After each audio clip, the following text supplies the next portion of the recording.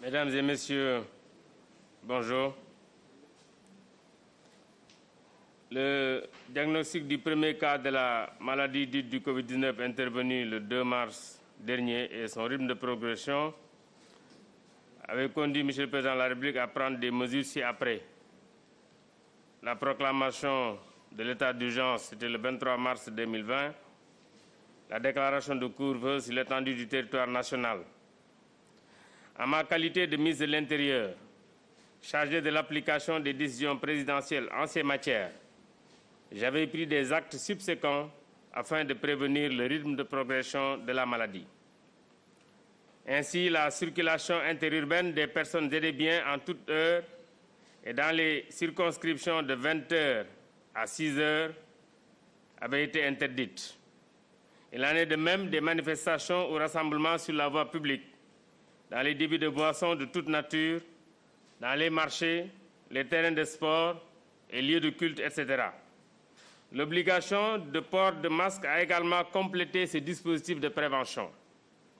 Mon collègue ici présent, ministre en charge des transports terrestres, avait en même temps prescrit des mesures de régulation dans le dispositif du transport. À la suite de l'habilitation accordée par le Parlement, M. le Président de la République a pris des mesures avec des décrets, notamment de prorogation le 3 avril,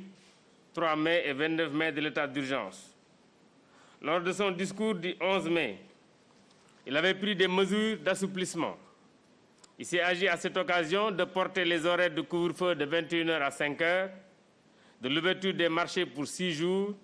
de la reprise du fonctionnement des louments,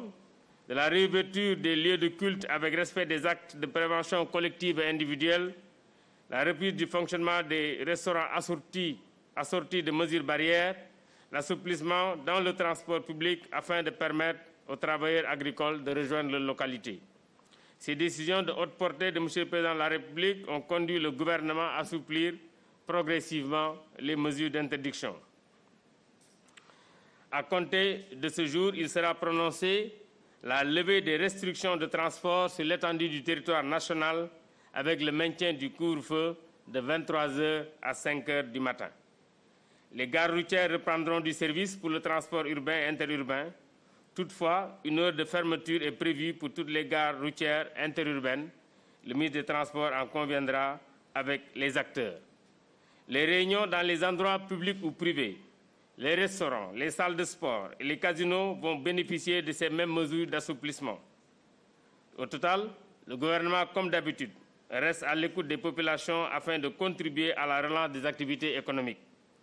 Toutefois, ces mesures seront obligatoirement accompagnées de mesures telles que le port obligatoire de masques,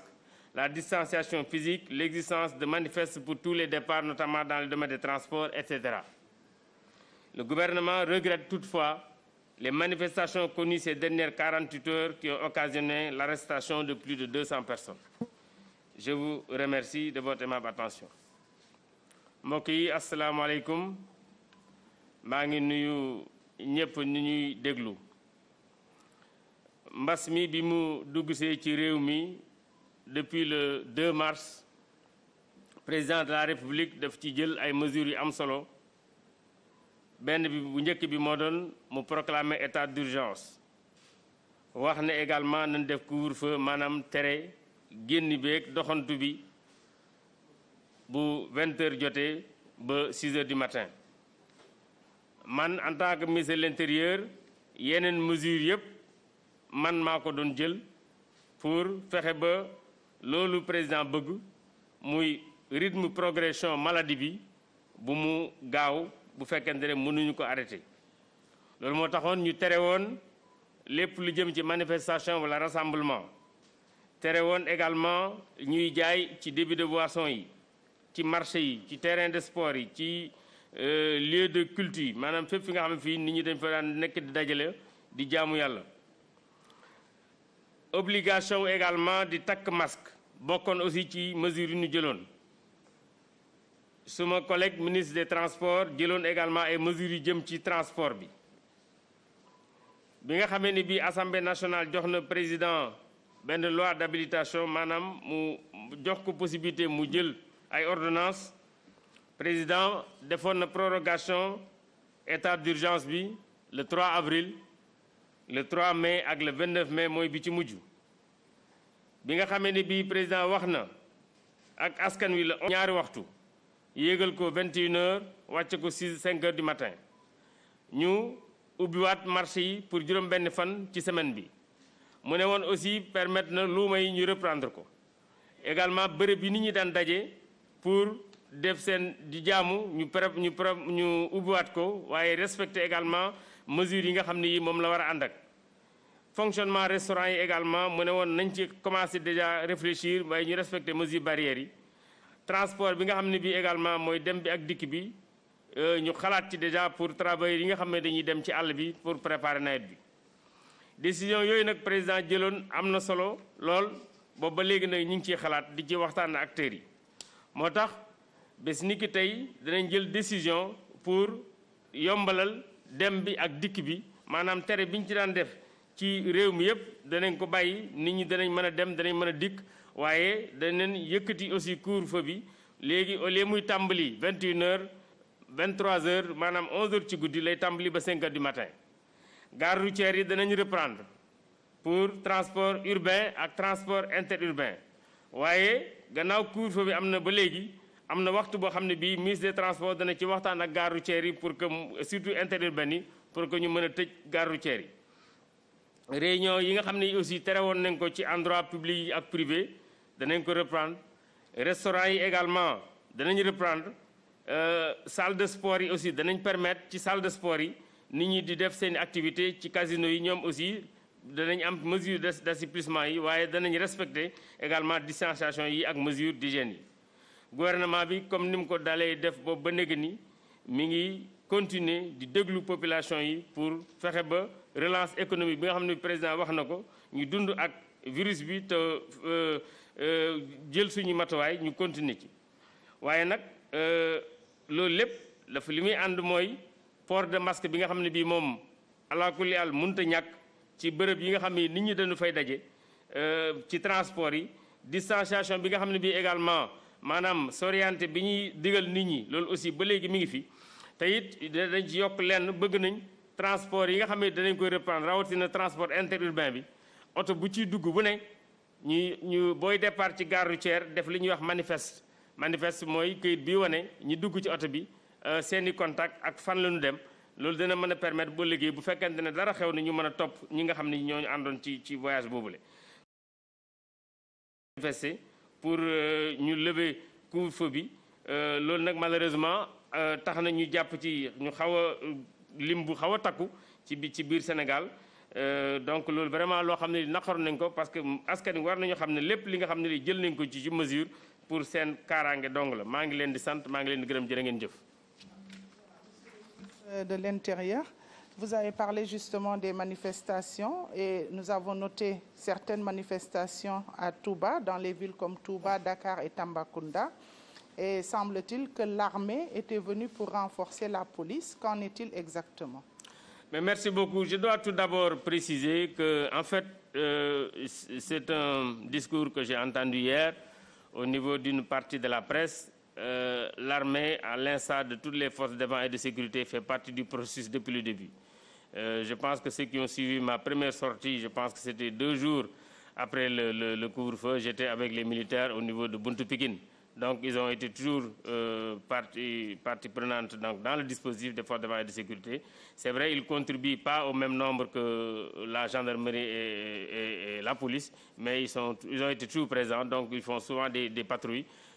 Donc il n'y a rien de neuf, c'est toujours quelque chose qui était là. Je tenais à le dire. Bon, c'est également important, c'est dans les nouvelles mesures. Bëggoon naa wax rek que ne armée dégg naa démb ci benn partie presse bi ñuy wax ne dañoo leen a woo démb pour ñu jàppale force de défense et de sécurité. Couvre-feu bu amee état d'urgence bu amee force de défense et de sécurité yëpp dañuy ànd ak ministère de l'intérieur pour appliquer mesures yi armée depuis le premier jour mi ngi ci ni ci gendarmerie nekkee ak police nekk ci peut-être différence bi rek mooy gendarmerie dafa am secteur boo xam ne bii naka jekk moom moo koy gérer police am secteur boo xam ne bii naka jekk moo koy gérer lii nag bu amee armée moom day faral def patrouille donc ñi nga xam ne ñi gisoon nañ ma ci sortie bi ma defoon ci ñaari fan foog naa ne après couvre-feu bi gisoon nañ que ne daje woon nañ ak armée keroog ci buntu Pikine ak ci yeneen bërëb yoo xam ne yi ñoom ñi ngi ci woon pour sàmm couvre-feu bi. Alors, avec les nouvelles mesures, vous avez énuméré certains services qui vont réouvrir. Comment va se faire le suivi pour pousser les Sénégalais à respecter justement les mesures barrières puisque le Covid est toujours là? Bon, d'abord, c'est vrai, comme vous l'avez dit, on a décidé donc, de la reprise économique. Il y a certains secteurs que tout le monde connaît qui ont été très touchés. Déjà, nous avons le secteur de la restauration.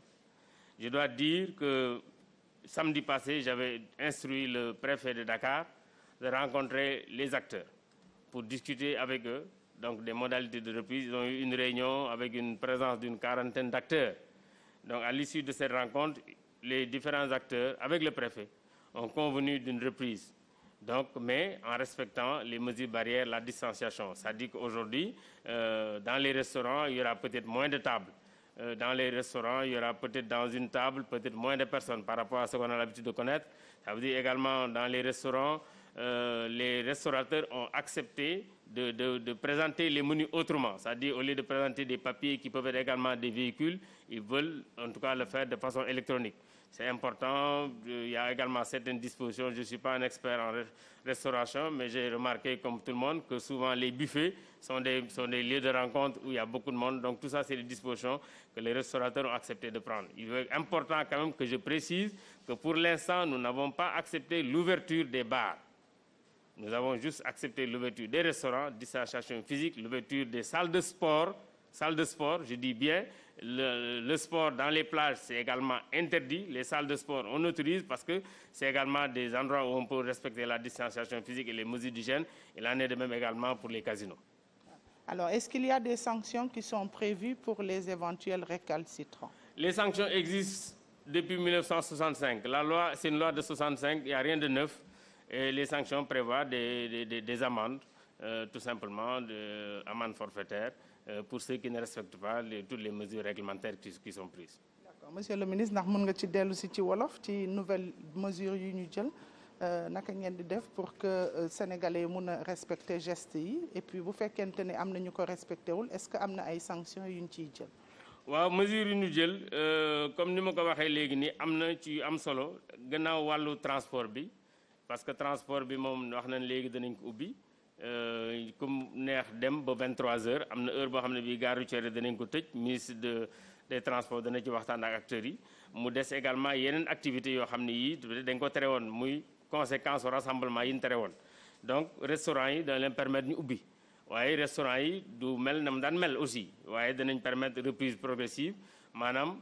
danañ permettre distanciation bi ñu daan wax que nit ñi mën a bañ a sësante ci biir ci taabal yi mën a bañ a sësante ci biir restaurant yi donc dana mën a indi peut-être nit ñu wàññeeku waaye li ci am solo mooy restaurant yi dana ubbi ci conditions yi nga xam ne yii restaurateurs yi d'accord nañ ci ak préfet de Dakar surtout parce que am na rencontre boo xam ne bii samedi bii passé man maa waxoon préfet mu def ko ak ñoom bu mu ko defee ak ñoom ci rencontre bi ci la ñu waxtaan juboo nañ ci li ñu juboo ci kàddu mooy na nit ñi ci biir taabal yi wala ci restaurant yi s'orienté maanaam s'orienté distanciation bi ñuy wax nañu fexe ba restaurant bi carte yi nga xam ne dañ ko daan teg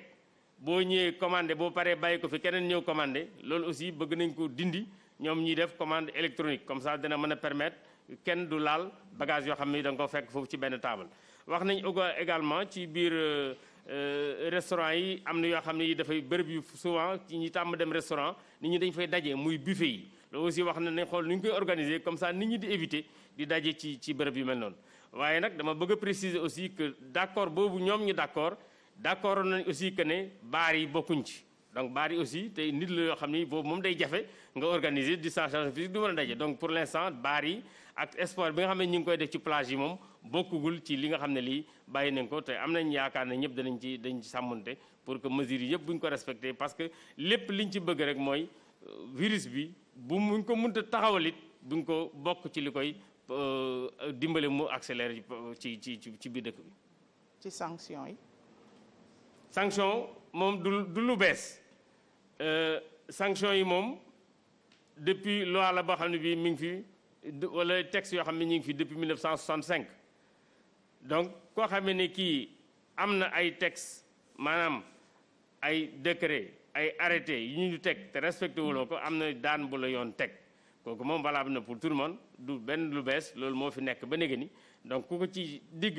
aussi charte yooyu dañ ko teg sa kaw amul kenn koo xam ne kii dañ ko ci épargner donc loolu aussi am na solo ñu jàpp ne kon ci texte yooyu tey bu fekkente ne arrêté bi ñuy def génn na mooy waruñu tukki entre 23h ba 5h du matin kenn ku ci nekk boo génnee sa kër war nga xalaat yor sa masque booy dugg ci transport war nga xalaat yor sa masque bu fekkee da ngay dem marché war nga xalaat yor sa masque donc kenn ku ci nekk booy dem ci lieu public wala privé di fa dajeek ay nit na sa xel dem ci sa masque ba ci sa biir oto boo ci nekk ak nit war nga yor sa biir masque